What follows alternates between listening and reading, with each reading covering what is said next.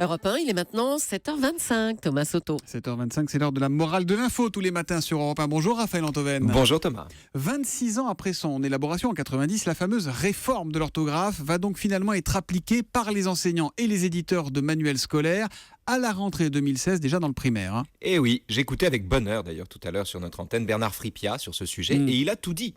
Week-end et entre-temps n'ont plus de trait d'union, Tic-Tac n'est plus qu'une seule personne, rendez-vous compte. Corolle perd ses deux ailes et Frisotti est amputé d'un T. Enfin, et moi je trouve que c'est le plus triste, Nénuphar s'écrira avec une F. Pourquoi vous dites une F et pas un F Mais parce que figurez-vous camarades que les consonnes qui commencent par une voyelle, lors de l'épellation, sont féminines. On dit une R, une L, une F, une M, mais on dit un T, un P, un Q, qu'on appelle que d'ailleurs dans certaines écoles québécoises parce qu'on trouve que là-bas que c'est plus décent que Q. Bon, revenons-en à la réforme de l'orthographe, Raphaël. Pourquoi regretter une réforme qui aura pour effet de simplifier la langue, de supprimer les difficultés devant lesquelles tous les élèves se sont arrachés les cheveux? Ça permettra d'éviter des pratiques aléatoires, d'effacer des absurdités. Puis après tout, c'est la langue vivante, c'est pas du latin ou du grec. Le français, c'est une langue qui a toujours évolué. Oui, bien sûr, et tant mieux. Sans ça, j'aurais pas donné week-end tout à l'heure comme exemple. Sioran, le philosophe, n'aurait jamais forgé le mot de cicatras. Et Christophe Charles n'aurait pas évoqué dans un lapsus magnifique à cette même antenne mercredi dernier la malformation du crâne. Vrai, rien ne vous échappe. Mais oui, le problème, c'est qu'en l'occurrence, l'évolution est une involution qui, au lieu d'intégrer des nouveautés ou de produire des néologismes merveilleux, enlève des lettres aux mots comme on arrache les pétales d'une fleur délicate et qui crée des absurdités autant qu'elle en supprime. Tenez, par exemple, désormais, compte-goutte ne prendra de S qu'au pluriel. Eh ben c'est logique, non? Mais non. Non. C'est absurde. Ah bon? Pour un seul compte-goutte, il y a plusieurs gouttes, sinon il ne les compterait pas.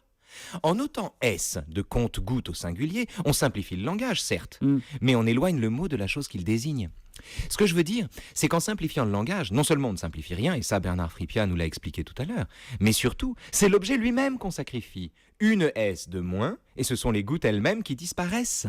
La vraie victime de la réforme de l'orthographe, ce n'est pas le langage, c'est le monde en personne.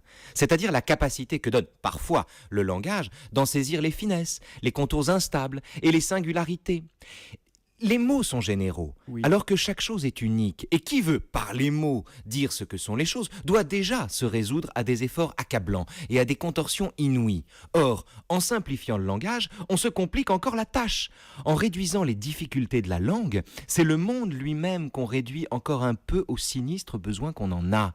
Et on injecte, comme ça, une dose considérable d'amnésie quotidienne dans la capacité d'émerveillement dont les mots eux-mêmes sont la source. C'est très joli. Quelle est la morale de l'info? Vous avez complètement séduit Julie. Ah oui, je suis sous le charme, oui. Ah bah écoutez, Il faut ajouter que l'orthographe, j'étais déjà sous son charme. l'orthographe est une activité ludique aussi, c'est ça qu'on oublie de dire. Ça vous embête si on écoute la morale de l'info? La morale de l'info. Orthographe PH. Alors la morale. La morale de l'info, c'est très simple. C'est le réel qu'on ampute quand ce sont les mots qu'on châtre. Circonflexe. Ah oui, châtre. C'est le réel qu'on ampute quand ce sont les mots qu'on châtre. La morale de l'info de Raphaël Antoven qui demain, dans Qui Vive, sera au chômage avec un chapeau puisque c'est le match de rugby France-Italie, tournoi destination, qui sera retransmis en direct sur l'antenne à ce moment-là. Donc on se retrouve lundi. Je vous souhaite un bon week-end en un mot ou deux mots? En deux mots avec un trait d'union, camarade.